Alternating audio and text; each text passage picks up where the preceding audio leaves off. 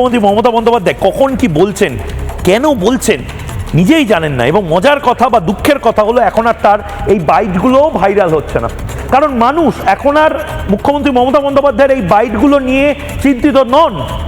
মানুষ চিন্তিত যে এবারই শেষ সুযোগ, 2026-এ মমতা বন্দ্যোপাধ্যায়কে যদি না হারানো যায়, বাংলার মানুষ বলছেন যে এবারই শেষ সুযোগ হবে বাঙালি হিন্দুর, ভোট দেওয়া হয়তো এরপরে আর হবে না, পশ্চিম বাংলাদেশ হয়ে যেতে পারে।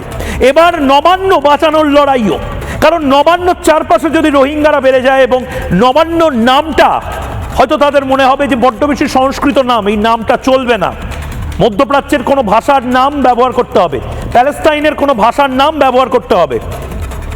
মমতা বন্দ্যোপাধ্যায়ও জানেন যে বিপদ তার জন্যও আসবে।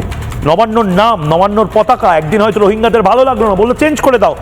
নবান্নর এই নীল সাদা রংটা হয়তো বলে দিল যে এটা আমাদের যে বই, সেই বইয়ে নেই, চেঞ্জ করে দাও, সমস্যা আছে।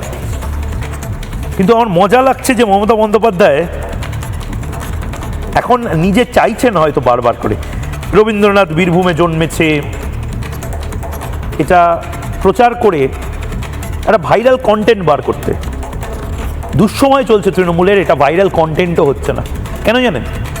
ওই যে বললাম, মানুষ সিরিয়াসলি যে জিনিসটা সিরিয়াসলি নেওয়ার সেটাই নিচ্ছে। কিন্তু এবার আমার মনে হচ্ছে মমতা বন্দ্যোপাধ্যায় বোধহয় নিজেও টেনশন করছেন। সবসময় হয়তো ভবানীপুর ঘুরছে, ভবানীপুরে হারবো, ভবানীপুরে হারবো, ভবানীপুরে জিততে পারবো না, ভবানীপুরে লিড হয়তো শুভেন্দু পেয়ে যাবে, তৃণমূল কংগ্রেসের মাথায় সবসময় চলছে। এবং সে কারণেই হয়তো তৃণমূল নেত্রী কনসেন্ট্রেট করতে পারছেন না, ফোকাস করতে পারছেন না। একেবারে পিন পয়েন্ট করে মুখ্যমন্ত্রী মমতা বন্দ্যোপাধ্যায় যেটা বলতে চাইছেন সেটা বলতে পারছেন না। অন্য অনেক ভাবনা হয়তো লেয়ারের পর লেয়ার মাথার মধ্যে ঘুরছে, এবং সে কারণে মুখ্যমন্ত্রী মমতা বন্দ্যোপাধ্যায় কখন কি বলছেন সেটা নিজে বুঝতে পারছেন না। যে মুহূর্তে বুঝছেন ঠিক করে নিচ্ছেন।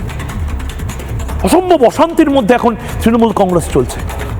একবার দেখি, বীরভূমের মাটি আন্তর্জাতিক মাটি, যে মাটিতে রবি ঠাকুর জন্ম নেয় না, মানে সংস্কৃতির চর্চা করে, শান্তিনিকেতন তৈরি করে।